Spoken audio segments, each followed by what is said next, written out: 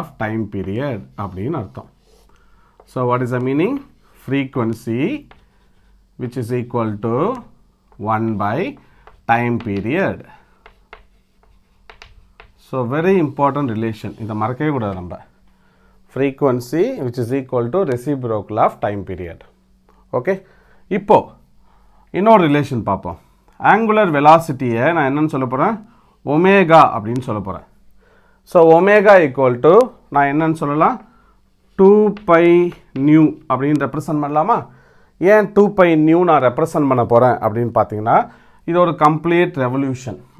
ஒரு பாயிண்ட் ஏன்னு எடுத்துக்கிறேன், இங்கே பி பாயிண்ட் அப்படின்னு இமேஜின் பண்ணிப்போம்.